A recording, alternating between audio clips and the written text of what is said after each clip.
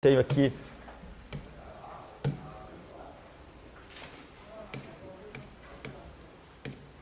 como o que eu tenho aqui, que é o mesmos slides que vocês, é o mesmo dataset que vocês estão exercitando, vocês veem claro e inequivocamente o adensamento amostral nesse flanco oeste e alguns pontinhos aqui. Qual é a consequência disso? Eu tenho muito mais amostras verdinhas, laranjinhas e vermelhinhas do que azuis.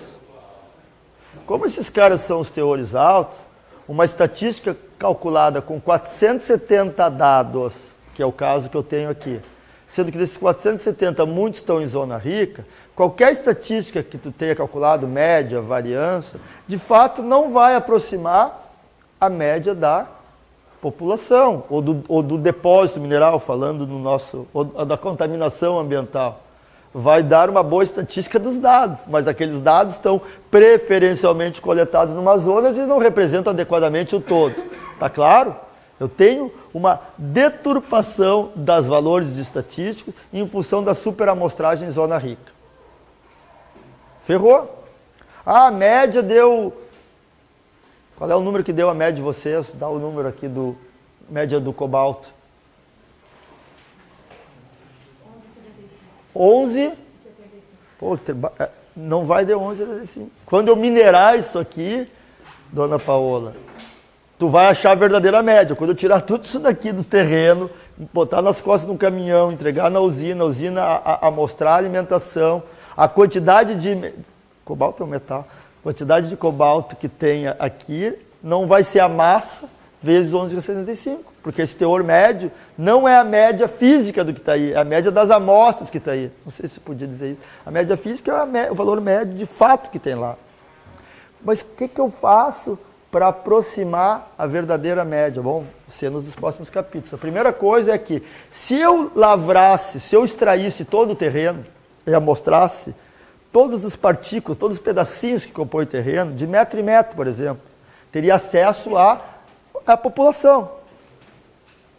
Então, eu teria exaustivamente 78 mil dados de metro em metro. Isso aqui é um exemplo tirado da literatura para mostrar, olha, isso aqui é a realidade física, a população. Se eu tirar 78 mil dados, a média foi 277, o coeficiente de variação 0,90.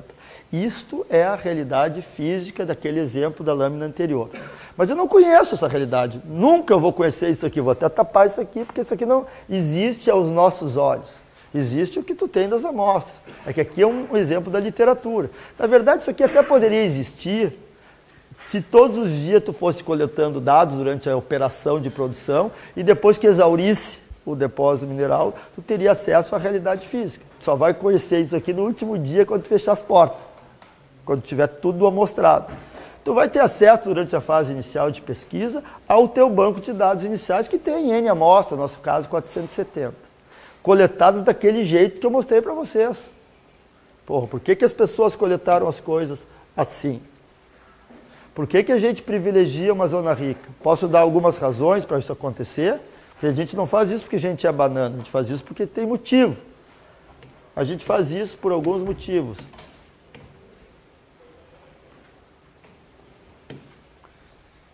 Por condições de acessibilidade. Eu não consigo chegar igual em todas as partes do terreno. Tem um rio e tem um depósito subterrâneo lá embaixo, eu não consigo meter a sonda em cima do rio. Então fica partes falhadas da pesquisa, porque tem ou uma rede de alta tensão, ou um superficiário não deixou entrar, está lá com uma espingarda, não deixa ninguém entrar na cercadinha, não consegue entrar para sondar um lugar, vai ficar zonas faltantes não amostradas. Então eu botei aqui acessibilidade. Faltou. Para outros lugares eu tenho acesso, eu amostrei. Segundo, valores do atributo esperado. A amostragem frequentemente é adensada em áreas que são julgadas críticas. Por exemplo, a área de altos teores. Quando tu faz pesquisa mineral e acerta um lugar rico, tu vai lá e adensa em volta do lugar rico, para ver exatamente a extensão areal ou volumétrica da zona rica, seja em uma aplicação mineral, seja numa aplicação ambiental, que eu quero ver a extensão do problema ambiental ou a extensão da mineralização numa aplicação mineral. Tá claro? Ninguém fica furando, aqui é ruim, vamos ficar furando em volta para ver se é bastante ruim ou pouco ruim. A gente, né, até eu nunca vi fazer pesquisa assim. Tu achou uma coisa boa, tu mete a sonda em volta para ver até onde vai aquela coisa boa. Então, essas questões de acessibilidade, mais a pesquisa, buscar sempre o alvo de maior enriquecimento, faz que no final do dia, ou melhor falando, no final da pesquisa, tu caia nas tuas mãos um banco de dados que tem mais amostras nos lugares em detrimento de outros. Aqui ainda para piorar, se é uma mini operação, eu tenho aí uma parte que está sendo furada para detonação, então está gerando um monte de informação de curto prazo, aonde? Dos lugares que está furando para detonar, então está cheio de amostra ali naquela beirada da bancada, que tu vai detonar daqui uns dias, tem muito mais amostra ali do que lá para dentro da bancada que ainda não está exposta. Estão entendendo? Bom, então, eu fiz só um parênteses e voltei. Perdão. Por que que eu acabo, no final do dia, com um banco de dados que não está justo em termos de amostragem? Não tem uma amostragem estratificada. Eu não dividi o espaço em pedacinhos iguais e peguei um pedacinho de cada parte. Eu peguei mais coisas de uma parte e menos coisas do outro. Então, aquela questão de amostra representativa, isso aqui não é uma amostra representativa à medida que algumas regiões têm mais chance de ser amostrado que outras. Mas a gente tem que viver com isso.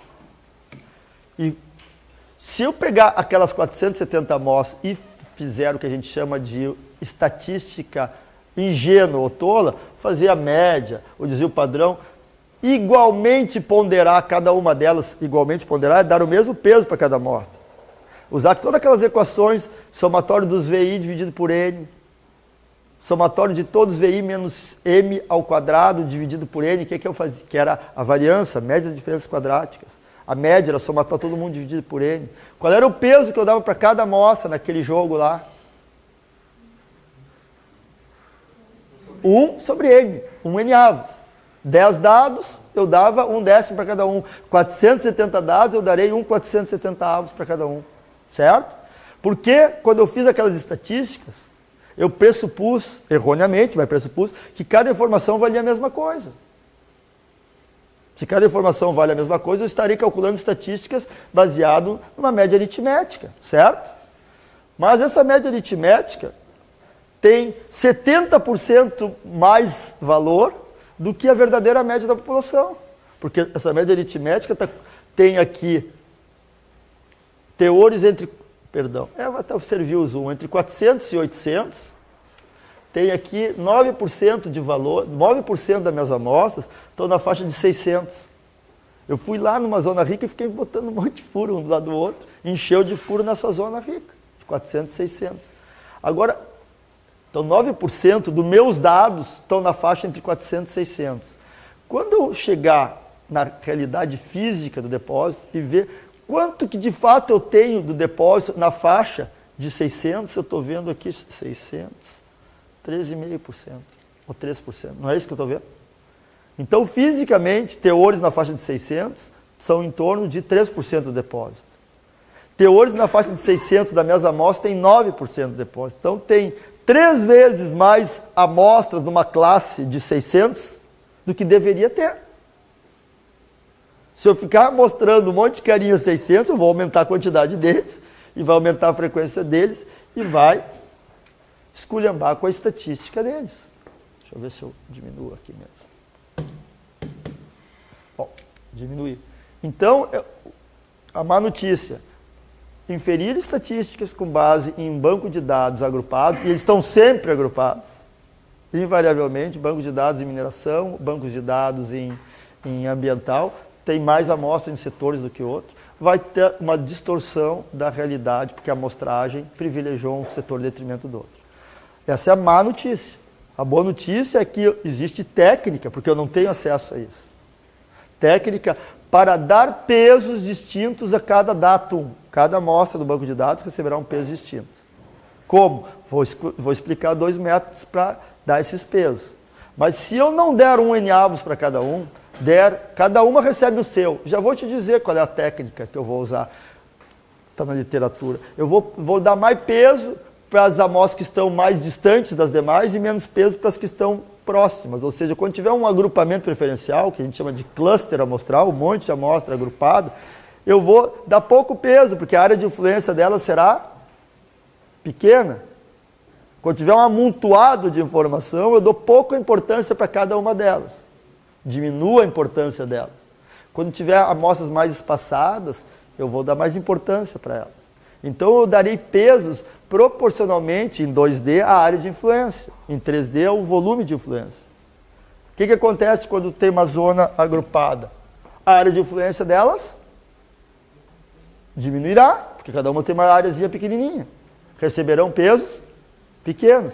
Como o agrupamento preferencial sempre se deu em área, nesse caso, em área rica, tu vai diminuir a importância das informações altas e as estatísticas agora vão ser recalculadas. Em vez de usar naquela equação 1 n-avos, eu vou usar 1 ômega i para cada amostra. Eu não vou mudar o valor das amostras, eu vou mudar o peso que eu dou para cada amostra. O valor das amostras é imexível. 470. Tu está fazendo estatística desagrupada, tu está mexendo nos dados. Não, os dados não são intocáveis. O que eu posso é mudar a importância. Olha, essa informação aqui recebia 470 avos, eu quero dar para ela, por exemplo, 1 milésimo. 1 milésimo. 1 milésimo. 1 mil avos. Quero dar metade da importância, porque eu estou na zona. E essa aqui que está ganhando 470 avos, eu quero dar 200 avos, quero dobrar a importância dela. Porque essa daqui tem uma área de influência muito maior que essa daqui. O que vai acontecer com as estatísticas? Por exemplo, a média, quando eu ponderar estudo diferente, vai baixar. Tá? Então, ao fazer isso, ao usar pesos distintos para cada datum, eu refiz o histograma. Aqui agora o histograma, só com 470 amostras, mas usando uma técnica de desagrupamento, de ponderação diferenciada para cada datum. Uma técnica de ponderação diferenciada para cada datum. Eu só tenho os 470 dados e vou fazer uma aproximação razoável da estatística da população. Agora a média caiu para 291, comparado com 277, não tem 70% de diferença. 291 menos 277 tem 13 de 14, né? 91 menos 77, 14. 14 em 291, se fosse 15 ia ser uns 5%. Então uns 3, 4% de diferença relativa na média. Tá? Bem mais próximo do que da população. Antes eu estava superestimando a média em 70%. E para piorar, não sei se vocês notaram, eu estava superestimando a média e subestimando a variabilidade. Eu brinco aqui, eu tenho 2 notícias péssimas para o engenheiro de processo da usina. Eu vou te dizer que vou mandar isso, e vou mandar de fato muito menos. E a segunda notícia péssima é que eu vou ter essa variabilidade de alimentação da usina, e na verdade vai ser muito maior. Então eu vou mandar menos metal, com mais erraticidade. Não pode ser pior. 2 péssimas notícias. Por que os dados agrupados têm menos variabilidade do que a população? Se eu pegar um monte de informação uma do ladinho da outra, o que elas são? Parecidinhas. Se eu me encher de cara parecidinho, o que acontece com a minha variabilidade? Baixa.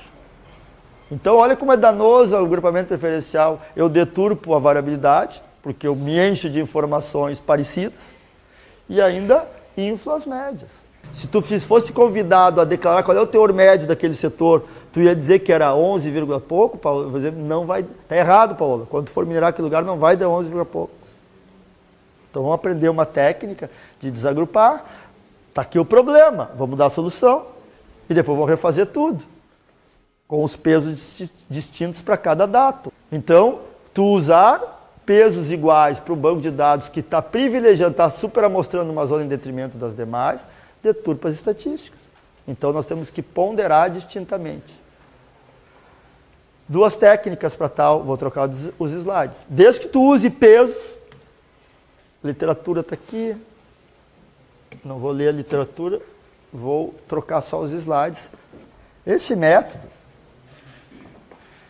baseia-se na ponderação de cada datum. Te lembra a equação do peso? Era 1 n-avos. Agora o peso vai ser ômega alfa. Cada amostra vai receber um peso ômega alfa. O que é ômega alfa? É a área, em 2D, a área de influência de um polígono formado em torno da amostra Z ou alfa. Quem é ZUAF? 328. Vamos construir um polígono de influência em volta dela. Já vou mostrar como é que a gente faz. Tem duas maneiras de fazer esse polígono de influência. 3. Qual é a primeira que vem à cabeça de vocês? Tem que fazer um polígono de influência em volta de cada amostra.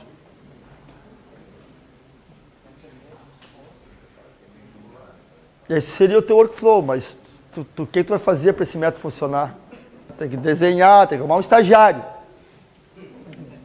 Ou um trainee, alguém que é um saco. Imagina ter 300, 400 análises, amostras, tem que desenhar o polígono de influência de cada um.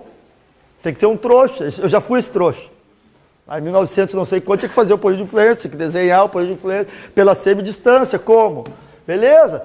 Quero fazer o polígono de influência da amostra 328. Irradia, bissetriz, tá uma aresta. Irradia, bissetriz, outra aresta. Irradia, bissetriz, outra aresta. Irradia, bissetriz, outra aresta. Fechei. O que é isso daqui? Esse é o polígono de influência da amostra vermelhinha. Qual é a característica desse polígono de influência? Também conhecido pelo algoritmo de Voronoi.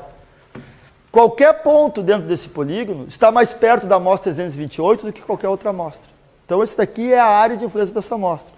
Aqui vai ter o polígono de influência da amostra 30, da amostra 10 e assim vai. Como é que se faz isso? Em 2D, se tem o algoritmo de Voronoi que desenha esse trem todo e faz uma coisa tipo isso aqui. E já tira para ti as áreas de cada polígono. Beleza? Beleza. Quando não tinha isso aí, se desenhava em escala, se planimetrava cada planímetro, cada polígono, e se multiplicava a área de cada polígono pelo valor da amostra e recalculava as estatísticas. Depois se evoluiu para o AutoCAD, se desenhava no AutoCAD, cada polyline daquilo ali, calculava o area command que dava a área de cada um, já melhorou a vida, e depois de ter um algoritmo que faz isso. 2D, tranquilo. 3D é meio complicado, porque daí não vai ter polígono, teremos poliedros de influência. Fazer um sólido todo irregular, com faces em 3D, me lembra umas aulas de cristalografia, tem que fazer um dodecaedro, não sei o que, irregular, é coisa para louco, e o computador não é muito bom em morfologia matemática, fazer interpolação de sólidos tridimensionais não é uma coisa trivial, em termos de matemática computacional, ou o que a gente chama em morfologia matemática. Vocês, se não acreditam nisso, quando vocês vão fazer seções paralelas em software, vocês desenham strings e criam sólidos, não criam sólidos, wireframes. Quem desenha em CAD faz um sólido. Ou em CAD geológico, chamado Gemcon, Datamine, esses caras tudo são CAD geológico. Quando tu vai mandar linkar duas seções para fazer um sólido, seguidamente saem umas facetas dos wireframes que vão para a lua, não fecha. Aí o cara começa a botar um monte de regrinha, tem que criar todas as seções no sentido anti-horário, horário, tem que botar o mesmo número de pontos dessa seção e a outra, não tem um monte de truques. Para quê? Porque é complicado fazer um sólido linkando uma linha com outra linha. O algoritmo se perde. Então, usar polígono de Voronoi em 3D, que não vai ser mais polígono de Voronoi, até uma idiotice que eu acabei de falar, vai ser poliedro de Voronoi, vai ser aproximado por uma outra maneira que nós vamos ver daqui a pouco. Tá? Então, o que acontece? Se o peso, senhora, é proporcional à área, eu tenho que dividir depois pelo somatório dos pesos, que é a área total, soma de todas as áreas. Porque aqui vai ser metro quadrado, aqui vai ser porcento, e o resultado tem que ser em porcento. Então, eu tenho que dividir por metro quadrado, que é a área, certo? Então, se eu estou ponderando, tenho que dividir pelo somatório dos pesos para anular e restaurar a unidade original. Tranquilo? Se for em 3D vai ser metro cúbico, dividir por metro cúbico vai dar na unidade original. Estamos tranquilos? Então tá. Então nós já temos uma solução. Nós só temos que ter alguém que nos faça isso aqui. Se eu tiver alguém, que nos faça o polígono em volta, agora eu posso calcular a estatística. Quando eu falo estatística, não é a média, é tudo. A variância, o desvio padrão, o CV, qualquer estatística, não receberá agora mais um N-avos, receberá ômega alfa. O ômega alfa é o peso obtido por esses polígonos. Bom, aqui é como é que a gente usava nesse software, blá, blá, blá, não uso mais. Vou mostrar agora como é que a gente faz. Como é que a gente faz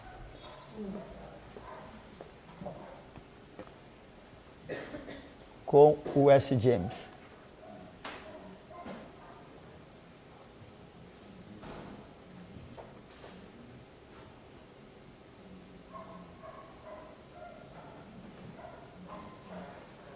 O que tu acha de eu pegar essa área e criar um grid nessa área com células bem pequenininhas? 1 metro por 1 metro, células bem pequenininhas. Então, eu vou encher de milhares de células aqui. Tá? Desde aqui até aqui, desde aqui até aqui. Enchi de células pequenininhas. Vou aproximar o Voronoi, em vez de ficar desenhando o estagiário, pensando, não, vou fazer um grid bem pequenininho. E agora, qual é o valor que eu vou botar em cada célula? Do dato mais próximo, não vou botar média.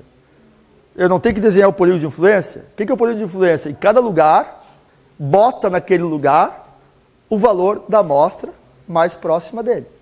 Que é o algoritmo do vizinho mais próximo, nearest neighbor. Por exemplo, quem é o mais próximo desse nó do grid aqui? Esse cara aqui. Aqui, aqui, aqui, aqui. Então, todas as células próximas daquela amostra que está no canto superior esquerdo receberão o valor da amostra que está no canto superior esquerdo. Vai criar uma manchinha com um monte de célulazinhas, cujo valor dessas célulazinhas será idêntico àquela amostra que está ali. Nada mais é que uma zona de influência, o polígono de influência daquela amostra. E aqui, bom, todos que estiver próximo da segunda amostra, que está na linha 2, coluna 1, vão receber o teor da coluna 1. Você sabe como é que funciona o algoritmo do polígono de influência? Ou vizinho mais próximo? Se eu tiver que interpolar pelo vizinho mais próximo, olha o nome do algoritmo, vizinho mais próximo. Cheguei numa célula do grid, sou eu a célula do grid. Quem é o meu vizinho mais próximo? Tu. Qual é o teor daqui? Dele. Bom, super complexo o algoritmo. Ele procura a amostra mais próxima e tá, carimba aqui o teor da amostra mais próxima. Acertei essa célula. E agora aqui, continua esse cara mais próximo de mim, pem. O teor dali é igual daqui. Daqui, pem. Enquanto mais próximo de mim for o Belissário, todos os nós do grid naquele entorno do Belissário receberão o valor dele. Até o momento que eu começar a afastar e ficar perto da Gabriele, opa, não é mais agora ele, agora é o teor daqui, daqui, daqui, daqui. O resultado final vai ser uma mancha em torno de cada amostra, cujos valores daquela mancha são todos idênticos.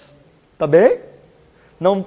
Se eu botei os polígonos bem próximos, o desenho desse polígono resultante não é parecido com o...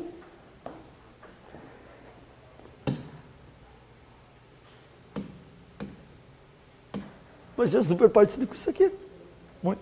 Se eu pegar agora e fazer a estatística direto desse grid final, quantas vezes vai estar repetindo o mesmo valor dessa amostra daqui?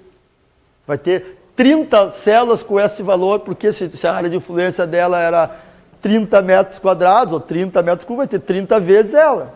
Essa aqui tem 60 vezes. Então, se eu fizer uma estatística desse grid, calculado pelo método de desagrupamento, pelo método, perdão, do vizinho mais próximo, essa estatística desse grid vai ser uma estatística desagrupada. Vocês estão me compreendendo? Então, em vez de fazer aqueles desenhos todos, de fazer o polígono de Voronoi, nós fazemos uma aproximação numérica. Vou fazer aqui no computador, como é que seria essa aproximação numérica? Vou criar um grid.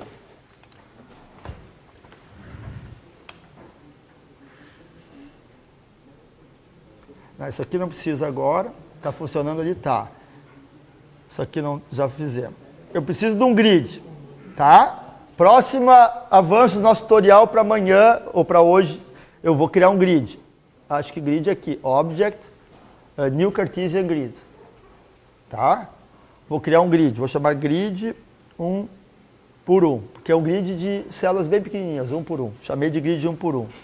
Qual é o tamanho de célula em X? 1, de Y, 1, em Z, 1. A origem, lá no canto inferior esquerdo, vai começar no 0 em X, 0 em Y, Z não tem nada, tá? Então aqui... Vou fazer um grid começando aqui no 0, 0, de 1 em 1. Quantas células tem que ter em X? Quantas células tem que ter em Y para cobrir toda a área? Bom, tem que saber qual é o tamanho da área. Então, eu informo para vocês, a área tem mais ou menos 260, 270 metros aqui, por 280 aqui. Não sei se é bem isso, mas vou tentar. Vou botar 260 células em X, 270 células, 290 células em Y. Então, eu vou, olha aqui, ó. Vou criar um grid de 260 aqui, por 290 aqui. Tá bem? Estou criando um grid oco, não tem valor nenhum nesse grid. Só tem células de 1 em 1 metro, começando lá no canto inferior esquerdo, que é na coordenada 0, 0.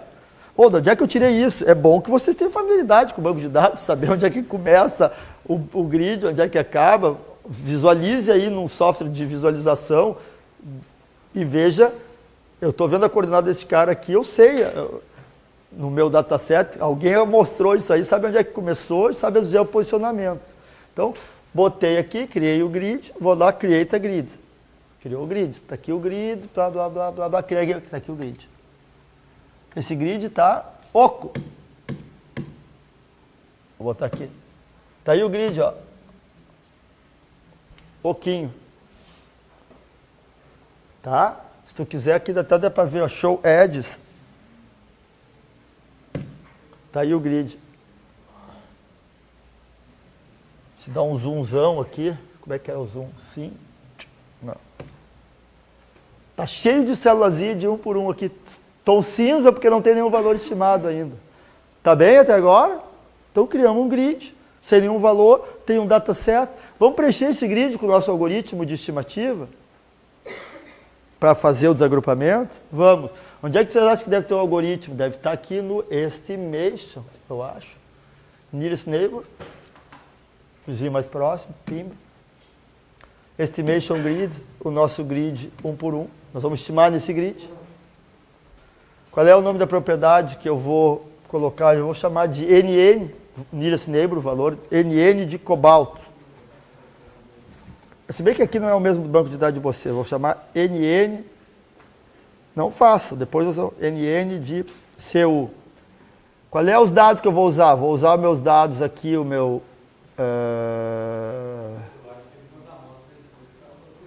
Tá bem? Eu vi que ficaram.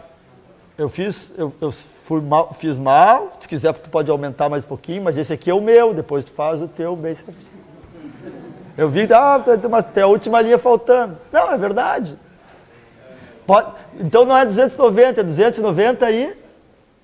Bota mais uma linha naquele troço. Só que eu não estava a fim de deletar e fazer tudo de novo. Tá? Então vamos pegar esse cara aqui, TTT, vou pegar a variável... vamos aqui alargar. Ainda bem que alguém alertou, que sinal que estão olhando o que está fazendo. Tá? Então eu estou botando aqui o algoritmo de interpolação. Nós vamos criar o primeiro modelo na disciplina, com o algoritmo mais vagabundo que eu conheço, mas super útil, vizinho mais próximo. Vai interpolar com um datum para cada bloco. Cada bloco vai ser estimado com uma informação. Qual a informação? A mais próxima. Tá? Então aqui ele manda search ellipsoide. Qual é a busca? Vai até onde? Eu vou botar aqui uma distância aí. Vai até 20 metros em X, 20 metros em Y. Pronto. Vamos ver o que vai acontecer. Run algorithm. Run zero já. Então tá aqui, ó. Acabou de calcular NN de cobre. Tá lá o cara. Vou tirar o show edges. O que tu tá vendo aí na tela? Eu tô vendo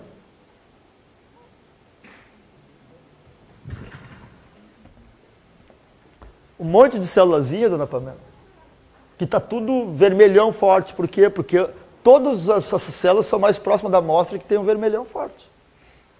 A área de influência dessa amostra não foi aproximada adequadamente por esse algoritmozinho. Se eu fizer a estatística desse grid agora, antes eu tinha os dados, entreguei para vocês, dataset de cobre.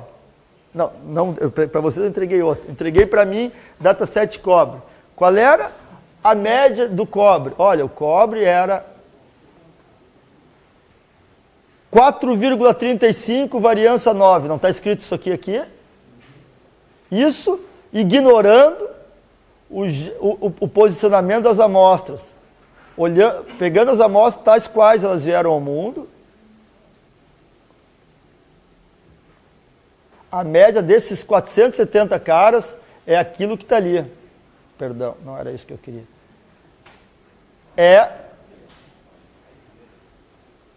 A média desses caras aqui é 4,35.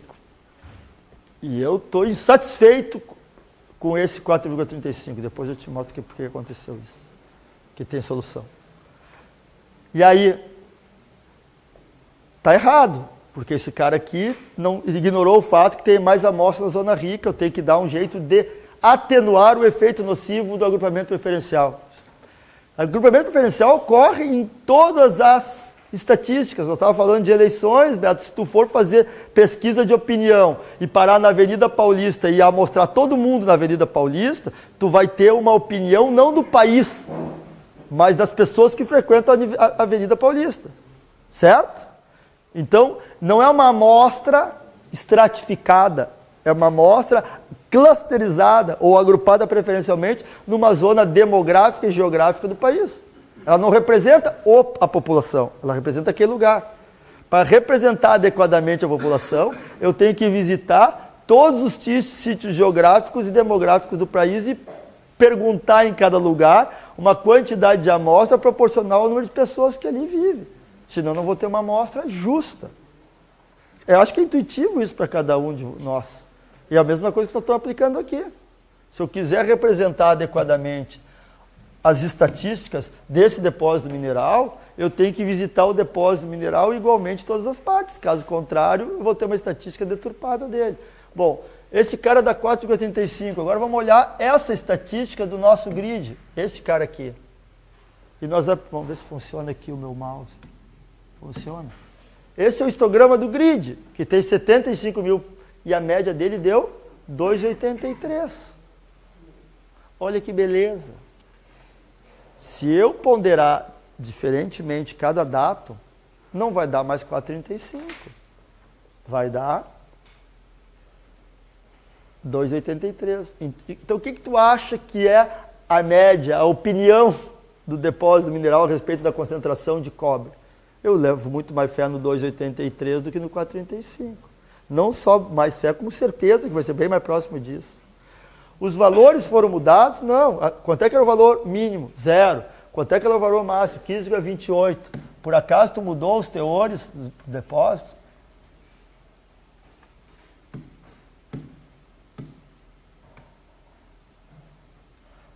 Zero, 15,28. O banco de dados original é intocado ou intocável. O que tu mudou é a importância que tu dá para cada dado. Se tu comparar, save essa imagem aqui, save como PDF, PNG, bota a imagem da estatística preliminar que vocês fizeram hoje com os dados originais e refaça depois de agrupar, ou melhor, depois de desagrupar, que está aqui.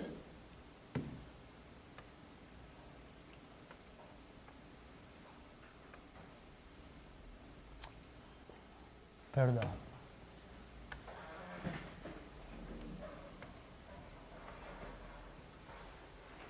Vai ter 2,83. Compare o que aconteceu com as estatísticas. E se quiser verificar o que aconteceu com a forma dos histogramas, como é que o histograma estava e como é que o histograma ficou.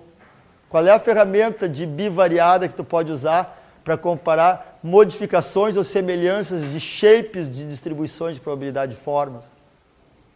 O que é plot? Então, vamos fazer o seguinte, vamos fazer um data análise, o que é plot, de quem no eixo X pega o grid e bota a variável desagrupada e no eixo Y pega os dados de cobre original.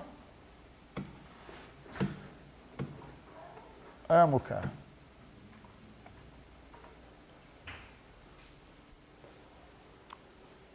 No mundo ideal, esses dois histogramas, o histograma desagrupado está aqui embaixo e os dados originais estão aqui em cima. Se esses dois histogramas fossem idênticos, você ia plotar 45 graus, certo?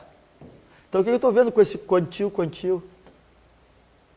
Que os teores amostrais das amostras, sistematicamente, são maiores do que os teores nos mesmos quantios. Enquanto tu diz aqui que 95% dos dados são menor que 8 no desagrupado, o cara aqui vai dizer que 95% dos dados são menor que 9,5, porque tá aqui, o mesmo quantil aqui é 9,5 e esse aqui é 8. Esse aqui superestima sistematicamente os valores, está sempre acima da linha bissetriz, não está? Então a nossa amostragem sempre se encheu, se inflou de valores altos em detrimento dos demais. Tá bem? Então, isso aí, na minha opinião, é o primeiro tópico da cadeira, um pouquinho diferente do que a gente usa em estatística clássica. Porque em estatística clássica, a gente não fica olhando para a disposição espacial das coisas. Por isso que nós estamos numa estatística diferente da clássica, nós estamos numa estatística espacial. Se eu não atentar para o fato que as coisas estão distorcidas nessa amostragem aqui,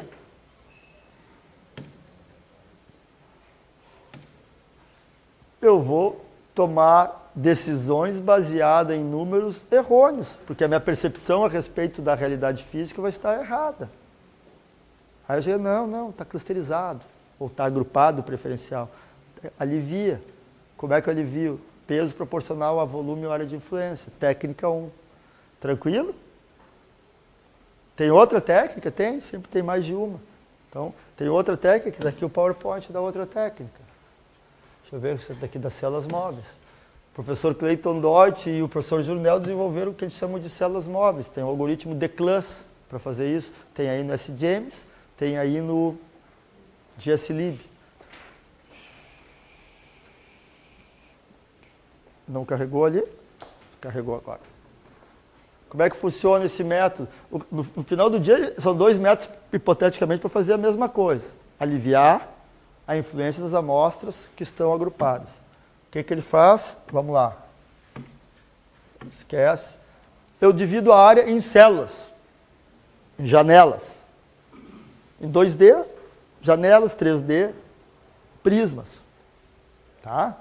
Então aqui eu tenho 1, 2, 3, 4, 8 aqui, 2 aqui, 10, 11, 12. Tem 12 dados no meu dataset, numa área branca, que é um quadrado.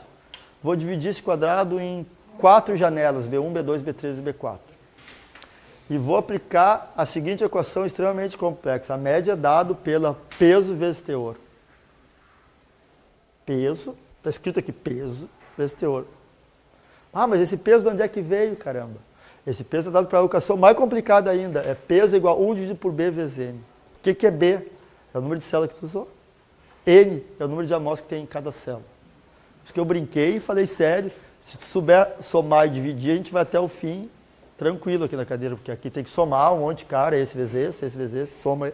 Ou, só que o peso tu resolve aqui. Então, qual é o peso que vai ser dado para a amostra 316? O que vocês acham? Que peso, aplicando a nossa equação, lambda alfa, o peso para a amostra alfa, vai ser dado por 1 dividido por B vezes N. Quanto é que é B? 4. Quanto é que é N? Número de dados naquela célula. 1. Quanto é que é lambda alfa? 1/4. 0,25. E essas duas aqui, a 323 e a 508, quanto é que vão receber de peso? 1/8, 0,12,5. A metade daquela lá. Essa amostra responde por 1/4 da área, essa por 1/4 da área, essas daqui por 1/12,5 e essas daqui por 1/4 dividido por 8, 1/32 cada uma delas. Essa aqui tem 8 vezes menos importância que essa. Essas daqui tem 8 vezes menos importância que essa. Beleza? Tá? Qual é o problema desse método? Fantástico. Super rápido, pondera. Quanto mais cara tiver num setor, menos peso eles vão ter. Poucos caras no setor, muito peso eles vão ter. Qual é o problema desse método? Ele tem infinitas soluções. Tem infinitos tamanhos de escolha de janela. Posso escolher uma janelinha desse tamanho, um janelão desse tamanho. Então, qual é o tamanho de célula ideal? Bzões, Bzinhos, Bmédios, não sei. O que tu faz? Estagiário, testa um monte de tamanho de célula. O que tu acha que acontece se eu escolher uma célulazinha bem pequenininha? um por um. Quanto que vai ter de dados dentro de cada célula, se a célula é bem pequenininha? Quanto é que vai ser o N? Uma. Só vai ter uma dentro de cada um. Quanto é que vai ser o B? B é igual ao número de dados. B é células que têm dados. Quanto é que vai ser? Tem 470 dados, vai ter uma janela com um dado em cada janela. Então a nossa equação vai ser 1 dividido por B, que vale 470, e o N que vale 1. Todas as amostras receberão o mesmo peso. Então a média desagrupada com uma célula bem pequenininha é igual à média dos dados originais. Tá bem? Por isso começou, fiz um gráfico aqui, tamanho de célula versus média desagrupada. Escolhi um tamanho de célula bem pequeno. Não fez nada. Vamos para o outro extremo. Escolhi uma celulona B gigante, do tamanho do depósito. Quantos B vão ter? 1. B igual a 1. Quanto é que é o número de célula, de amostra dentro dessa célula B? N. Peso igual, 470 para cada um, vai dar a mesma média. Vamos lá. Então, entre uma célula muito pequena e uma célula muito grande, muito pequena, B é igual a N, N é igual a 1. Uma amostra por célula, pesos idênticos, não desagrupa nada, esse algoritmo. B muito grande, só vai ter um B, e N, o número de amostras dentro daquele B, é igual ao número de amostras, não vai desagrupar nada. Se as amostras foram deliberadamente coletadas, de acordo com aquele exemplo, em zona rica, se as amostras foram coletadas em zona rica, quando eu for desagrupando, o que vai acontecendo com a média, Ismael? Vai baixando, baixando, até chegar num mínimo. Vai ter um tamanho de célula que minimiza a média. Depois começa a aumentar, a célula começa a subir. Então qual é o tamanho de célula ideal? O tamanho de célula que produz a menor média. Porque se eu sei que eu preferencialmente enriqueci teor, eu tenho que aliviar esse efeito. Quando eu minimizei, esse efeito resolvido. Isso é uma aplicação clássica em engenharia mineral, onde a pesquisa adensou na zona rica. Se eu tiver numa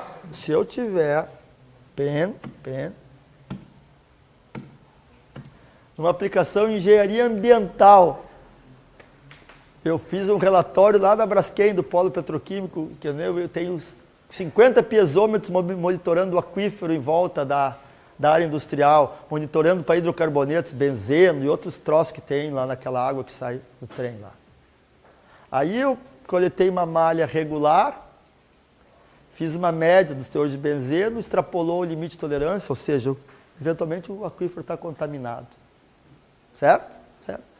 Aí eu não vou entregar para o órgão ambiental, vou remediar essa área, seria a frase correta. Mas antes de remediar, eu vou adensar a malha. Em vez de 50 piezômetros, eu vou botar mais 20 piezômetros. Inclusive, eu vou botar no meu relatório que eu aumentei o nosso programa de monitoramento, duplicando ou botando mais 30% de postos de controle, mostrando que o nosso sistema de monitoramento foi gasto. Onde é que eu vou botar esses postos? Oi? Pode falar. O de menor teor. O que vai acontecer com a média do teor de benzeno na água? Vai baixar. Aí eu remito meu relatório com 70 postos, está tudo descontaminado.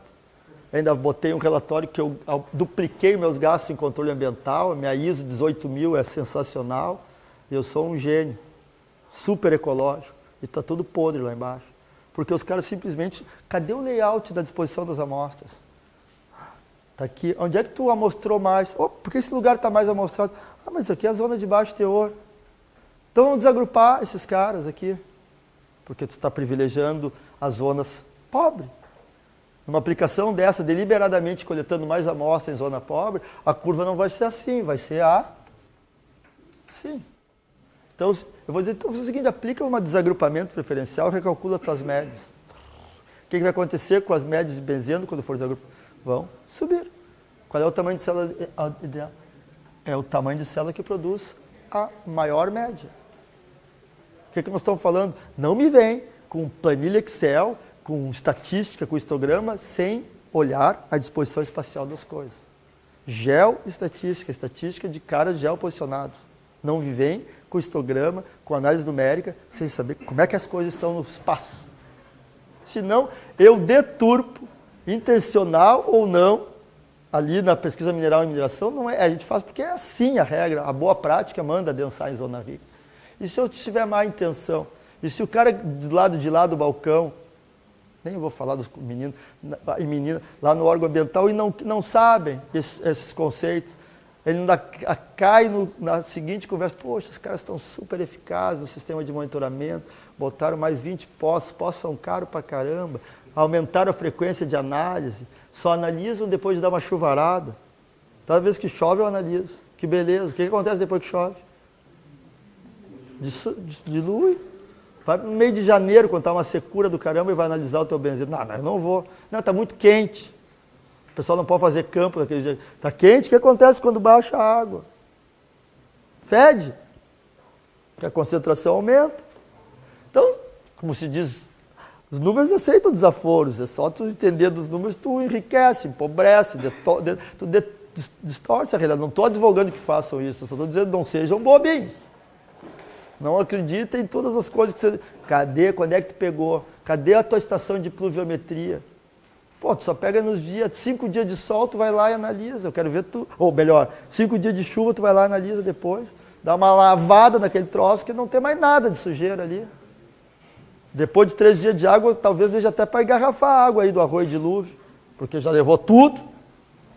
Agora vai nos dias secos ali, vai daqui até a final do dilúvio, respirando a plenos pulmões, tu vai ver o fedor que está aquele troço. Não é assim? Bom, então tá.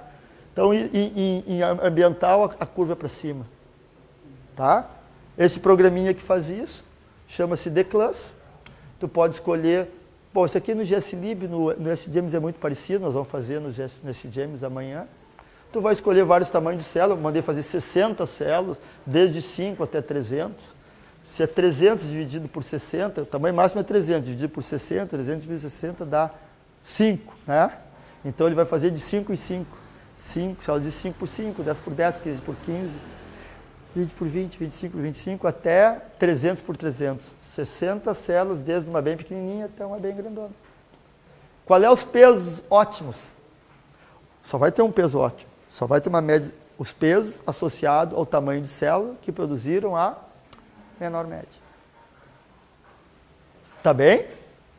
Então nós começamos a sessão teórica da tarde com um problema. Agrupamento preferencial distorce as estatísticas.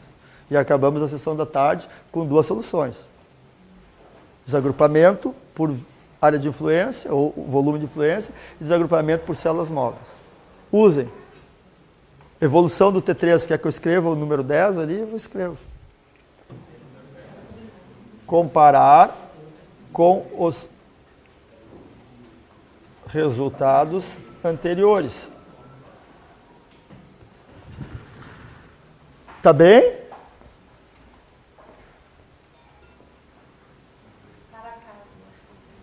Bota para casa nisso. Tá bem? Como é que faz isso? Deve ter algum lugar aí desse James que faz isso. Não, tem. Tá? Mas a gente pode escolher o método de... Os dois. Tá? Amanhã de manhã a gente começa fazendo um recap do fim do dia de hoje.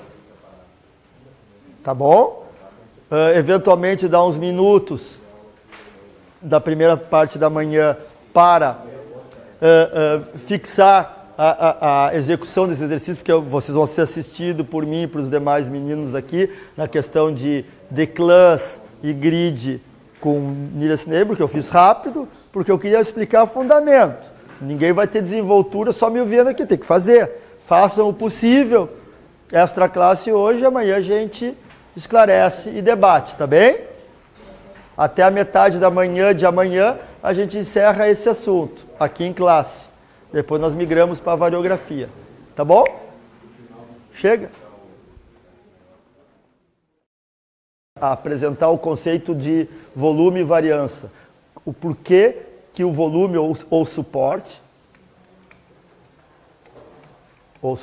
dentro do jargão da geoestatística a gente chama suporte, cada vez que muda o tamanho, volume, forma, ou até a orientação espacial de como uma amostra é coletada, vai mudar a estatística dela.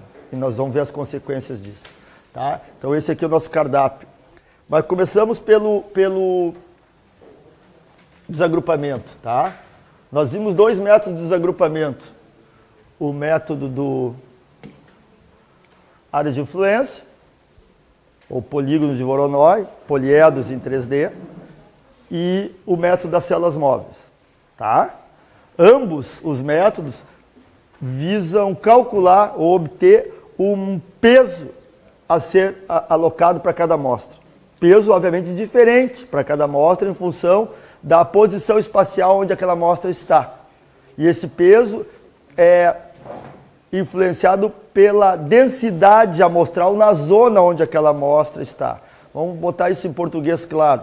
Se eu estiver com uma amostra numa zona de alta densidade amostral, ou seja, tem bastante amostra por metro quadrado ou metro cúbico de jazida, eu estou adensado. Eu estou agrupado preferencialmente. Essa amostra tem que ser aliviada a influência dela, porque tem muita amostra ali no mesmo espacinho de jazida. Então eu tenho que dar um peso baixo para ela. Então o peso vai ser tão baixo quanto for a área de influência ou o volume de influência daquela amostra. Se a amostra tiver pequeno volume de influência, porque ela tem um monte de outras amostras do ladinho dela, vai receber menos peso.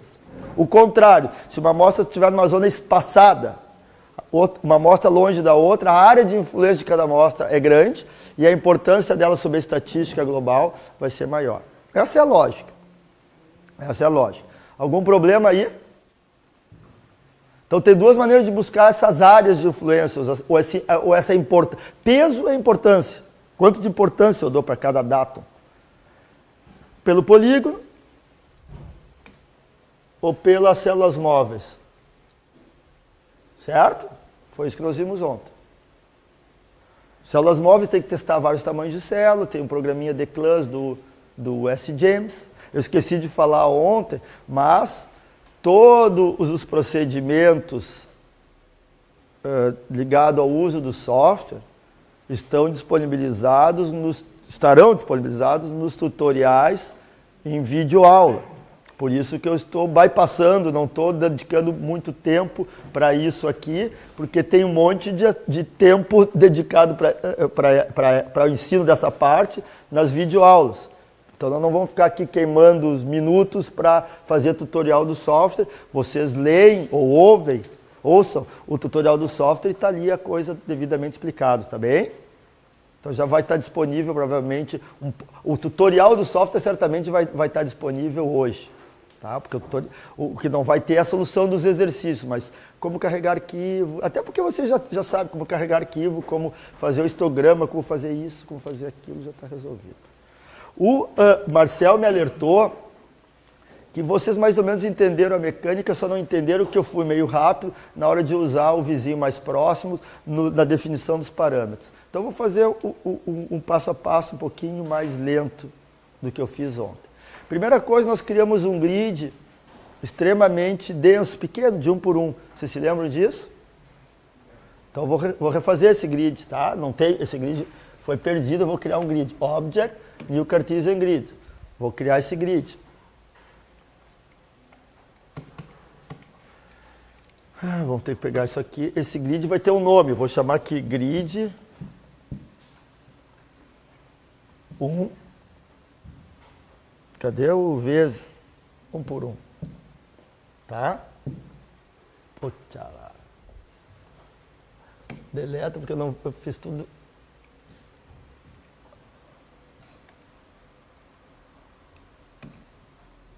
Vou fazer grid, vou chamar o grid 1 vezes 1, tá?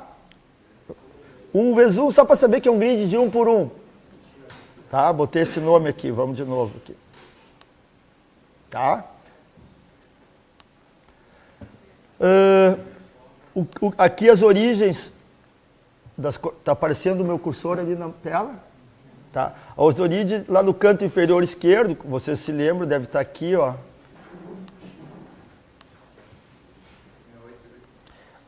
8 e 8 é da amostra menor, de menor coordenada, a amostra. Vou botar o grid começando um pouquinho além da fronteira das amostras. Vou botar um pouquinho mais para o lado para não ficar em cima da primeira amostra. Tá entendendo? extrapolando um pouquinho a fronteira dos dados. 0, 0, o tamanho das células em X, Y e Z é 1 por 1, e nós tínhamos visto ontem 260 em X, e o senhor me alertou que eu tinha escolhido 290 em Y, eu vou botar 295 para subir um pouquinho mais e ficar cobrindo a... Opa! 260 em X, tá bom? E vou botar 295 em Y. Opa, 295. Tá aparecendo ali, tá? Ok. Criei o grid. Se eu clicar aqui, o grid vai aparecer.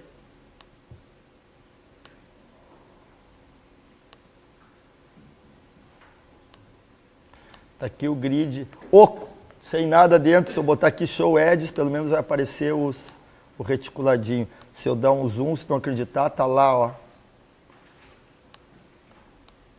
O mega zoom, um monte de celulinha vazia, esperando um valor, tá bom?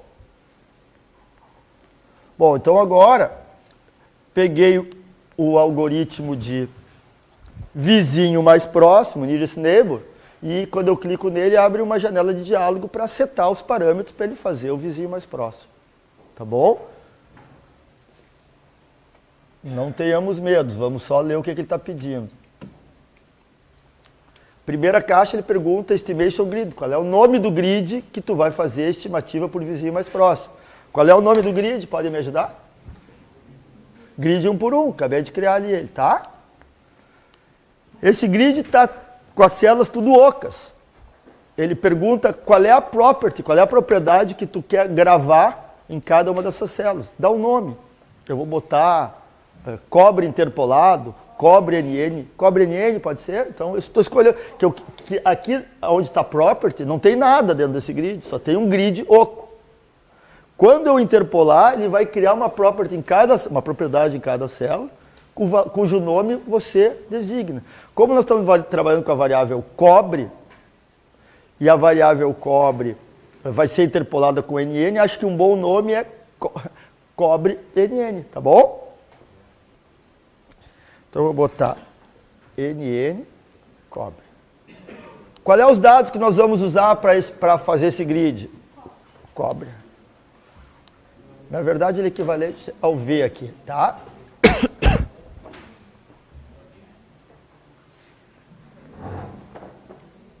Tá claro? Até aqui, sem nenhum problema até aqui. Bom, aqui parece que onde pegou foi aqui, né, Marcel? Na vizinhança de busca. Search Neighborhood. O que isso aqui faz? Qualquer algoritmo... Tu não estás conseguindo o quê? Bom, isso aí nós vamos, daqui a pouquinho, ver o que está acontecendo. Talvez o problema de placa gráfica, tenha conflito da placa gráfica com a versão que tu tem aí. Tá? Tá. Deve abrir, nós vamos fazer abrir, tá? Mas vamos voltar para casa. Vamos acompanhar aqui, depois a gente vê a solução customizada para cada um de vocês, se não tiver funcional. Bom, até agora vamos refletir. O que é interpolação? Está usando um algoritmo de estimativa ou interpolação, sinônimos, tá? É visitar cada parte do mapa, ou cada nó desse grid, e estimar um valor naquela posição com base nas informações que estão na circunvizinhança. Nós começamos a cadeira falando disso. Nós começamos a disciplina falando, olha, cada vez que eu quiser estimar um valor num dado lugar, eu vou fazer uma média ponderada das informações que estão em volta desse lugar. Não falei isso? E escolho um peso para cada amostra e multiplico esse peso pela amostra. Se tu usar a inversa distância, inverso quadrado de distância, blá, blá, blá. Não falei isso na abertura da nossa cadeira? Sim. Agora, se eu estou usando o algoritmo de vizinho mais próximo, a equação continua a mesma. Quantas N amostras serão usadas para fazer a estimativa com esse algoritmo? Quantas N amostras serão usadas para estimar Z estrela com o algoritmo do vizinho mais próximo? Uma. Qual? A mais próxima. Beleza? Então, ômega vai ser sempre igual a 1 e o valor de ZUI vai ser o ZUI, ou seja, o datum mais próximo do grid U, o do grid centrado em U. Tá claro? Bom, então eu tenho que dar uma vizinhança de busca. Cheguei lá no ZU. Tô oco. Tem um valor cinza aqui. Tenho que achar a amostra mais próxima. Para achar a amostra mais próxima, eu tenho que ter uma elipse de busca. Eu tenho que olhar em 2D onde é que estão as amostras. Vocês têm ideia como é que ele calcula as amostras mais próximas? Eu tenho uma ideia. Eu aprendi no primeiro semestre álgebra. E a gente calculava a distância por raiz quadrada de x1 menos x2 ao quadrado, mais y1 menos y2 ao quadrado, mais z1 menos z2 ao quadrado. O que a gente usava? As coordenadas para calcular as distâncias. Entenderam por que o banco de dados é geoposicionado, cheio de coordenadas? Porque se eu não tiver a coordenada de cada dado, como é que eu vou calcular as distâncias deles? Não há mágica aqui. Então o banco de dados está todo geoposicionado. Eu sei a coordenada do centroide do grid? Não sei, eu estou num grid tal, ele tem coordenada. O que eu tenho que fazer, computacionalmente falando? Calcular a distância daquele U, que tem um XU, YU e ZU, até todos os XI, YI e ZI de todas as amostras. Certo, Gabriela? Se tiver 470 dados, hipoteticamente, eu tenho que calcular 470 distâncias. Qual é a próxima parte do meu algoritmo? Ranquear essas distâncias, da menor para maior. Dessas distâncias, a menor é da amostra mais próxima. Aí eu vejo quem é a amostra mais próxima, escolho ela. Acabou meu algoritmo. Tá claro? Bom, mas para fazer essa cálculo de distância, eu não quero olhar todas as 470 que tem no meu banco de dados, porque eu tenho 78 mil nós no meu grid. Imagina que cada vez que eu chegar num nó, eu tenho que calcular 470 distâncias, 78 mil vezes. Então, para simplificar um pouco, ele bota uma elipsoide de busca, restringindo a busca para não procurar todo mundo. Vamos procurar os que estão na vizinhança local.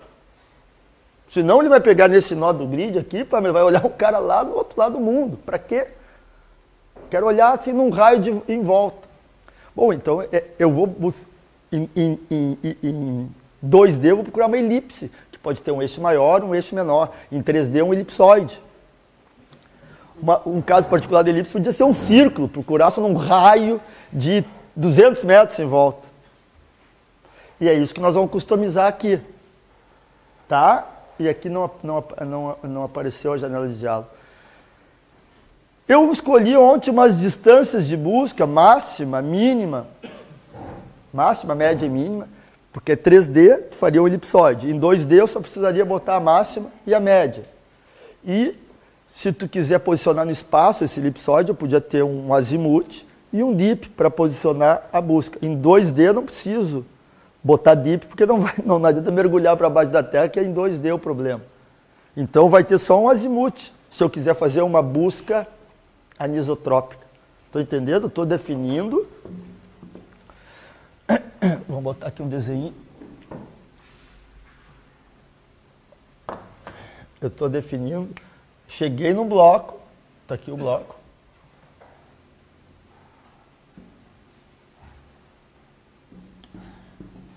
Quero, em volta desse bloco, procurar amostras. Como é que eu vou procurar essas amostras?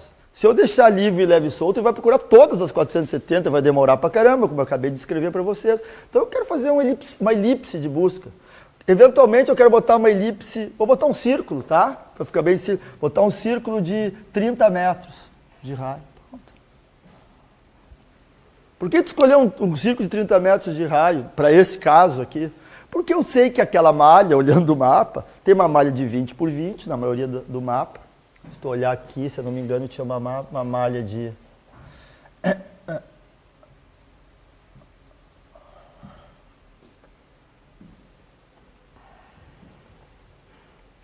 Tem uma malha de 20 por 20.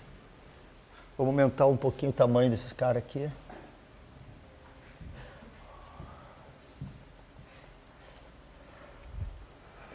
O tamanho das bolinhas ali, que está muito pequenininho.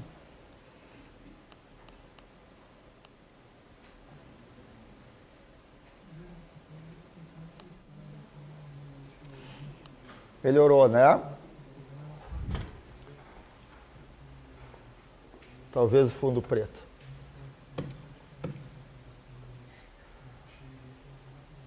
Olhando, eu sei que tem uma malha de 20 por 20, cada quadradinho aqui está mais ou menos 20 metros, e tem um lugar aqui que está mais adensado as informações, que são por aqui. Então, se eu usar 20, 30 metros, é certo que em qualquer nó do grid que eu estiver, até 20, 30 metros de distância, eu vou achar um datum na vizinhança. Então foi isso que eu estava escrevendo ontem. Botei o algoritmo de vizinho mais próximo e setei aqui na distância de busca um círculo de 30 metros. Para quê? Para quando eu chegar num nó do grid, eu vou procurar até 30 metros e tenho certeza que eu vou achar alguma amostra no entorno para estabelecer para ela o peso 1 e carimbar naquele nó do grid o valor. Está entendendo? Ou estão entendendo o que nós estávamos fazendo ontem quando nós estávamos gridando com esse algoritmo? Essas diretivas que nós estamos falando, Aaron, tem nada a ver com geoestatística.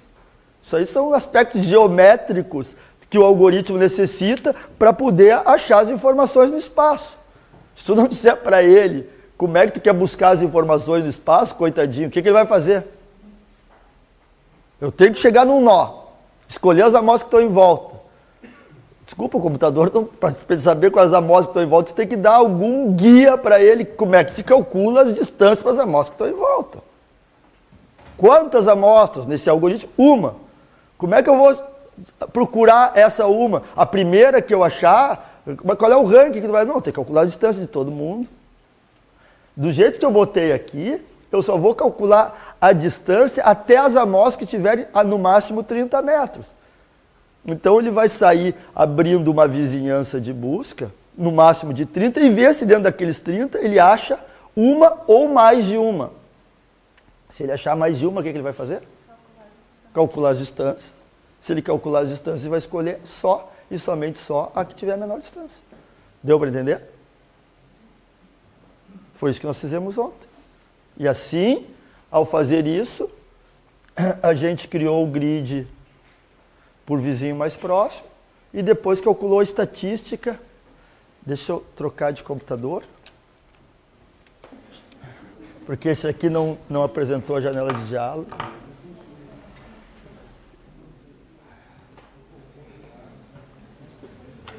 Uma pausa de um instantinho só para eu trocar de computador. Criamos o grid, setamos aqui o algoritmo do NN, e aí eu botei essas distâncias, né, Marcel? E o pessoal não tinha entendido qual era o critério. O critério eu botei assim, eu olhei o layout, porque a gente começa a familiarizar com os dados, olhar a distância das coisas, tem que botar o mapa em escala, para entender que se eu botar aqui 5 metros de distância no raio de busca, talvez eu chegue num bloco, olhe até 5 metros e não ache nada. Se eu não achar nada, o que ele vai atribuir para aquele lugar? Nada. Vai ficar lá cinzinha.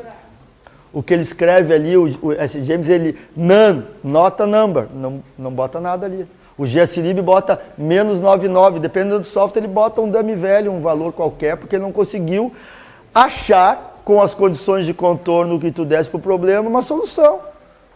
Se eu botar uma vizinhança de busca 1 por 1, cheguei num bloco, a 1 metro, achou alguma coisa? Não. O que ele vai fazer? Nada, cala a boca, vai para o outro, e assim ele vai. Então eu botei com uma distância relaxada para pelo menos ele achar. Aí ele fez o exercício e criou esse cara aqui. Tá bem? E aí, se eu fizer uma estatística desse cara aqui, eu sei que essa estatística... Por que tem aqui 25% de valores entre 0 e 0,5? Tem 25% de valores nesse mapa entre 0 e... Aqui é 1 e 0,5. Tá vendo o que eu estou vendo? 0,25% na primeira classe, que é de teores entre 0 e 0,5. Tá vendo? De onde é que ele tirou isso? Ele olhou aqui, quantas células desse mapa, quantas vezes desse mapa tem teores entre 0 e 0,5. tem 25% das vezes. Contou e dividiu pelo total para botar relativo. Só isso que ele fez. Uma contagem. Tá bom? Aí o amigo disse, o teu nome, perdão, o Rodrigo falou, poxa, ficou uns carinha aqui fora, né? Foi tu que me alertasse isso. Não fosse tu? Foi o Giovanni. Era um do quadrante nordeste aqui, né? NE, alguém estava NE. Bom, Giovanni, o Rodrigo, coitado, recebeu a culpa de Giovanni. Olha só, dá uma olhada por que eu não extrapolei muito, Giovanni. Eu vou explicar porque também tem razão. Vocês estão vendo que se eu fizer um grid muito grande, a área de influência da última linha de amostras vai ser muito grande. Imagina que eu leve o grid até aqui, Giovanni. O que vai acontecer? Vai ficar nesse setor aqui. Coitado. Sai daí, diabo. Todo esse setor aqui vai ficar com o valor do vizinho mais próximo. Que é o vizinho mais próximo? A amostra que está nessa última linha. E aqui, linha, aqui. Então cria o que a gente chama de efeito borda. E se eu levar muito além da fronteira dos dados, todos os teores da borda vão ganhar pesos elevados. E aí a estatística desagrupada que tu tanto almeja vai ficar muito influenciada pelos valores que estão na borda. Por isso que a gente tem que pensar bem o que a gente está fazendo, porque o algoritmo é fácil. Operacionalizar requer um pouco de experiência e entendimento. Vou botar um grid bem grande, bem longe. Beleza, vai ficar um azulão aqui e vai puxar a média lá para baixo. Querem fazer? Botem um grid aqui de 1 km por 1 km, 3 vezes maior que esse. As médias vão lá para baixo. Por que as médias vão lá para baixo? Porque a borda toda é azulzinha. Azulzinha é low grade, vai puxar tudo para baixo, porque a área de influência das amostras da borda vai preponderar na solução do problema. Se o contrário acontecesse, se tivesse uns vermelhinhos aqui na borda, ia puxar para cima. Até onde eu levo, Giovanni? Aqui é um problema puramente geométrico, tá quase que um quadradinho ou um retângulozinho o grid. Numa aplicação real, na mineração ou na engenharia ambiental, eu teria um polígono irregular, que define o sólido, define o envelope mineralizado, ou a zona contaminada, que não necessariamente é um retângulo. Então eu faria ele extrapolar até a fronteira definida pelo wireframe, pelo sólido geológico. Faz sentido, né? Mesmo que tiver informações aqui na borda, mas o sólido geomodelado vai até aqui o meu braço e é curvilinear, eu vou fazer ele ir até ali. Pois não? Bom, aqui sim. Sim. Não, tá bom. Claro, se eu botar aqui um raio de busca muito maior, ele vai ir até onde eu mandar, claro. Eu só quero que tu sempre gere um mapa desse e olhe como é que ficou a cara dele. Poxa, se eu vejo que aqui tem um monte de luzinhas e aqui daqui a pouco a borda... Opa, tu tá deixando o efeito borda dominar o jogo. Mas aí quem manda é o grid, né? É o grid e o raio de busca, é uma combinação. É uma... O raio de busca vai até onde tiver grid, né? O raio de busca... Se eu fizer um grid grande e o raio de busca 30 metros, se o grid vier até aqui, ele vai chegar aqui e não vai achar amostra, vai dar cinza. Tá bem? Então, na verdade, é uma combinação entre raio de busca e tamanho de grid. Assunto encerrado? Bom, a questão volume e variância, tá? Eu falei para vocês que todas as amostras têm que estar no mesmo suporte, ou volume, ou forma. Suporte em geoestatística é essa definição, volume, forma, orientação. Qual é a consequência disso? Isso aqui não está nas notas de aula, vamos prestar atenção. A variabilidade, a variância, é uma estatística que depende da escala observacional. Olha o que eu acabei de falar. A variabilidade depende da escala observacional. Você já deve ter ouvido falar, a Terra é azul. A Terra vista da Lua é azul. Quantas cores tem a Terra? Uma, azul. Se eu fizer um histograma do espectro de cores da Terra, visto da Lua, vai ter um pico no comprimento de onda azul e 0 nos outros comprimentos de onda, porque não vê nada além de azul. Então, qual é a variância das cores da Terra visto da Lua? 0. Só tem uma cor, azul. Certo? Se eu der um zoom, se eu ficar numa estação orbital a 100 km de distância e olhar para a Terra, eu vou ver branco das nuvens, vou ver verde ou azul dos mares, vou ver branco das calotas polares, vou ver verde das matas, vou ver amarelo dos desertos. Se eu fizer um histograma dessa segunda situação, primeira situação, azul. Eu não sei qual é o comprimento do onda azul, vou botar aqui. Segunda situação, eu já vou ver umas 6, 7 cores. E se eu fizer um histograma das energias por espectro, vai ter várias leituras. Qual é a média das cores visto a 100 km? Azul. Mas a variância já não é 0. Se eu aterrissar aqui na Terra e olhar para o planeta, quantas cores eu vou ver? Milhões de cores. Milhões de cores. Se eu fizer o histograma de todas essas cores, vai ser largo pra caramba. Qual é a variabilidade dos comprimentos de onda visíveis na Terra? Super grande. E a média? A média é igual, azul. Então, quantas cores tem na Terra? Depende de onde tu olhar. Quantas cores tu vê? Depende de onde tu olhar. Qual é a variância das cores da Terra? Depende de onde tu olhar. Se eu olhar lá de longe, a variância é 0. Se eu olhar aqui de perto, a variância é grande pra caramba. Isso vale para todas as coisas, inclusive para teores. Se eu olhar o morro bem de longe, o depósito mineral, eu não estou vendo nenhum detalhe. Se eu coletar uma amostra gigantesca do tamanho do depósito, qual é que vai ser o teor dessa amostra? A média do depósito. Se eu arrancar o depósito mineral inteiro e analisar no laboratório, vai ter uma média e a variância dele é 0.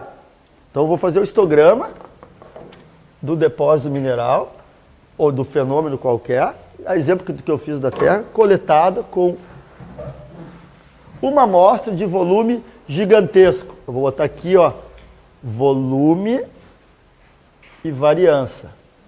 Uma amostra de volume gigantesco, variância. Peguei uma amostra de volume gigantesco, ela tem uma média e só tem uma análise. A diferença entre as leituras feitas em relação à média, que a equação da variância era xi menos a média ao quadrado, somava tudo e dividido por n. Não era isso aqui a variância? Se eu tenho só um valor igual à média, a variância vai ser igual a 0, tá bem? Agora, eu cheguei naquele depósito mineral e não coletei uma amostra gigante. Coletei uma amostra num caminhão de 100 toneladas a cada 100 metros. Cada 100 metros, eu enchi um caminhão com 100 toneladas. Então, tem um volumão de 100 toneladas. E aí, eu coletei, Paola, 1000 amostras a cada 100 metros. Cada amostra tem 100 toneladas. Cada uma dessas amostras não tem o mesmo teor, certo, Paulo? Mas a média aritmética dessas amostras continua sendo próxima, estatisticamente idêntica à média do depósito inteiro. Se eu amostrei regularmente o depósito, hipoteticamente, a média dessas 1000 amostras não mudou. Mas as leituras de cada uma dessas 1000 amostras serão diferentes entre si, tá claro? E se eu plotar um histograma dessas amostras, ele vai ser mais ou menos assim. O primeiro histograma era um pico, com uma leitura só. O segundo histograma, eu exagerei aqui, vamos botar. O segundo histograma, ele mais ou menos fica assim. Tem uma variância em torno da média, porque cada leitura daquelas 1000 vai ter um teor, VI ou XI, dependendo de como é que vocês queiram denotar. VI menos a média, 1000 vezes ao quadrado, vai dar uma variância sigma 1. para aquele tamanho de amostras de 100 toneladas, que era a carga do caminhão. Agora eu vou diminuir. A cada 100 metros, eu vou pegar uma amostra, 1000 amostras de novo. Só que cada amostra vai ser uma conchada de uma reta escavadeira que tenha 5 toneladas. Tenho 1000 amostras de 5 toneladas, mandei para o laboratório. A variabilidade entre essas amostras de 5 toneladas será maior. Elas são mais diferentes entre si do que a carga de cada 100 toneladas num caminhão. A média dessas 1000 amostras é a mesma, que a gente continua mostrando o mesmo depósito. Agora eu vou a cada 100 metros, Paola, pegar uma colheradinha de 30, uma colher de sopa. Mostrinha desse tamanho. A média dessas 1000 amostras de colherada continuar o valor M. Mas a diferença entre essas colheradas fica cada vez maior. E a variância de amostras de 30 gramas, que é uma colher de sopa, fica maior ainda. Opa, eu não deveria subir, eu deveria achatar. Está vendo o que está acontecendo? Vamos levar o limite, primeiro eu comecei com o limite extremo de tamanho, o depósito inteiro. Agora vamos levar o limite mínimo, átomo. Eu vou lá no depósito, pego a cada 100 metros, boto uma microsonda e pemba, boto em cima de um átomo. Cada 100 metros vai ser absurdamente diferente a leitura, porque numa escala nanométrica pode acertar num lugar um átomo de zinco, outro de não sei o que, vai ter teores ou 100% ou 0%. Então o que vai acontecer com a variância e a amostra bem pequenininha? Vai ser enorme a variância.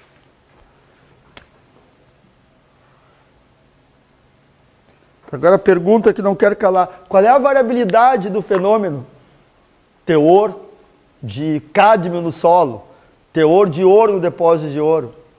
Rui, qual é a variabilidade? A resposta: depende de como tu estiver observando ele. Depende do suporte das amostras que tu está coletando. Cada vez que eu mudo o suporte, não muda a forma da distribuição de probabilidade, porque muda a variância? Sim ou não? Sim.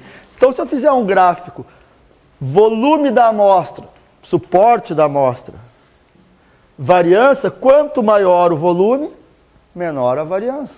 Há um decaimento exponencial da variabilidade com o aumento do volume. Certo? Certo?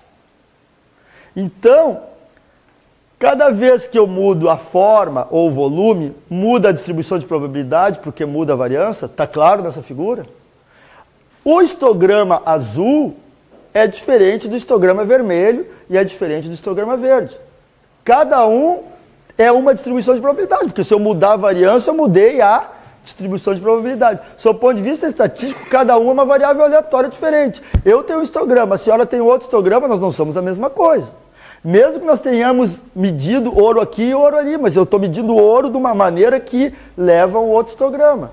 Então eu sou ouro e tu é ouro linha. Tá? Porque nós não somos estatisticamente a mesma coisa. Mudou a forma da PDF, não está tratando mais da mesma coisa. Eu preciso de um conjunto de amostras para questões de estacionalidade que estejam no mesmo suporte amostral, tenham a mesma variância. Principalmente, Marcel, como bem aprendido contigo, para calcular o tal do variograma que vai pegar e calcular diferenças quadradas, vai calcular variâncias de coisas que têm que ser oriundas da mesma distribuição de probabilidade. Caso contrário, tu vai estar misturando variância de coisas que são bem pequenininhas com variâncias de coisas que são bem grandes. Não, tem que ter todos na mesma variância. Então, essas amostras que vocês receberam, elas já estão regularizadas, a gente chama aí no jargão nosso, composite, estão compositadas em intervalos regulares, de 1 em 1 metro, meio em meio metro, 5 em 5 metros. Não pode ter amostra de meio metro e amostras de 5 metros, porque se eu ficar analisando o ouro em intervalinhos de meio e meio metro, A variância de ouro em pedacinhos pequenininhos é muito maior do que de intervalos de 5 em 5. Então, amostras de ouro de meio tem muito mais variância do que amostras de ouro de 5 em 5. Se tu pegar um testemunho de sondagem de 5 metros e mandar para o laboratório ele, a variância dessas leituras é muito menor que a variância das leituras feitas em pedacinhos menores. Tá claro? Então é isso que a gente chama em geoestatística de relação volume e variância. E por isso que as amostras são regularizadas no mesmo suporte, para terem, entre aspas, a mesma variância. Na verdade, para terem a mesma distribuição de probabilidade, para pertencerem à mesma distribuição de probabilidade. Tá bem? Então tá. Professor, quando a gente trabalha com diferentes softwares, eu já vi que quando tem, por exemplo, um furo com um ângulo dentro digamos, da planilha inicial, a gente vai ter dentro daquele furo todas as amostras. Quando tu importa para o software e inclui o ângulo, ele acaba quebrando as amostras em menores ainda, né? Isso não prejudica? Normalmente tu regulariza o suporte antes de quebrá-las. Porque o comprimento delas já existia. Bom, nós vamos falar uma coisa que não pertence a essa cadeira, mas não vai ficar sem resposta. Não pertence a essa cadeira porque essa cadeira já começou assim, X, Y, Z, e as amostras no mesmo suporte. Se elas vêm lá de furos inclinados, isso aí é um problema que antecede essa cadeira e que vai ser visto na cadeira de prática de geoestatística, porque o mundo é esse que tu está reportando. Eu estou aqui numa redoma divina, uma bolha que já chegou o pendrive tudo arrumadinho. Mas sim, se as amostras estão inclinadas, eu vou regularizar o suporte delas ao longo, o furo é de 1 em 1 metro no furo, não na projeção vertical, que daí não vão ser de... Então tu regulariza o suporte, depois tu faz uma outra coisa que não é regularizar o suporte, porque as amostras tu não tem a coordenada, não sei se vocês já sabem, mas as amostras não têm a coordenada, vocês têm a coordenada da boca do furo, XYZ da boca, e tem um furo, por exemplo, que tem 400 metros de profundidade, um azimuth N45 e um dip 60 graus para lá. Isso aqui vai entrar terra dentro. Isso aqui, tá aqui o terreno, tá aqui a sonda. Isso aqui vai entrar terra dentro. Eu sei a coordenada daqui. Qual é a coordenada dessa amostra aqui? Trigonometria.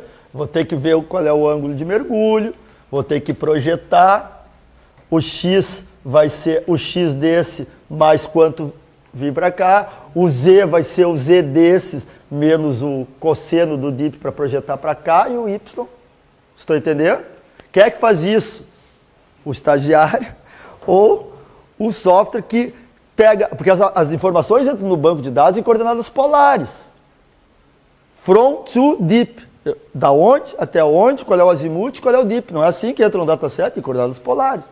Nenhum geólogo descreve o furo e vai dizendo, a não ser que o furo seja vertical, consegue saber qual é a coordenada de cada posição da amostra da onde rola. Não sei. Tem que fazer umas contas para descobrir isso aí. Tem que projetar o ângulo de azimuth e o ângulo de dip para ir corrigindo x, y, z de cada pontinho. Então essa operação nos datamines da vida chama de survey, se eu não me engano, tá? Que ele pega a coordenada da boca, vê o comprimento, da onde anda, vê o azimuth, projeta e faz essas continhas. Aí, Jones, ele geoposiciona cada intervalo, porque eu não tenho banco de dados geoposicionado no nascedouro. A única coisa que está geoposicionado é a boca do furo. O resto é desde aqui até aqui, desde aqui, ele chama from to, o deep, mas eu não sei qual é a coordenada. From to, eu sei que da posição 0 até a posição 2, depois da posição 2 até a posição 4, da 4 até a 6, mas qual é a coordenada da posição 6, sei lá.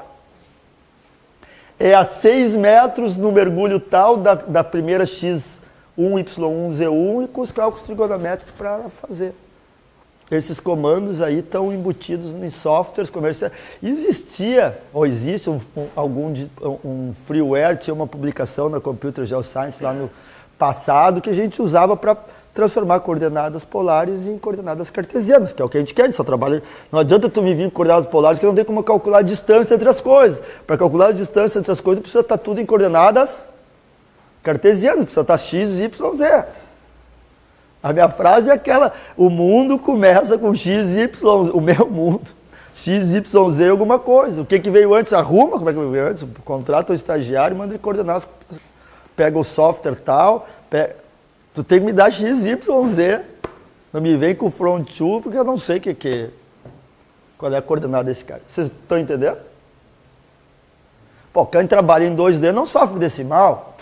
Tu já pegou, tu bateu como é que é o nome do bichinho aquele que a gente usa? GPS em cada lugar e passa, sabe a coordenada X, Y, Z em cada lugar. Vai caminhando e batendo os pontinhos. Então não tem que fazer. Eu trabalho em geoquímica de solo, em aplicações ambientais. Normalmente tem uma amostra, sempre do mesmo suporte, lá 20 litros de sedimento, bota num balde, sempre o mesmo suporte. A cada N metros, bate. Não tem problema de suporte, nem de geoposicionamento, que o banco de dados já nasce geoposicionado. Mas agora, quando tu trabalha em petróleo, em mineração, que tu tem furos inclinados entrando para dentro da terra, aí tu tem esse problema. Meteorologia, tu não tem esse problema. Por quê? Porque o balão não sobe torto, ele sobe vertical. Então, tu só vai retificando as coordenadas Z, porque X, Y... Bom, na verdade, o cara podia mudar com o vento também, né? Mas ele já é posicionado, o balão vai batendo como é que é o nome daquilo? GPS, à medida que ele vai subindo, ele vai dando X, Y, Z em todos os lugares que ele está. Essas questões não transcendem já a estatística, nós estamos falando de como é que eu preparo meus dados para poder rodar. Tranquilo? Então nós revisamos desagrupamento e introduzimos o conceito de volume e variância, tá bom?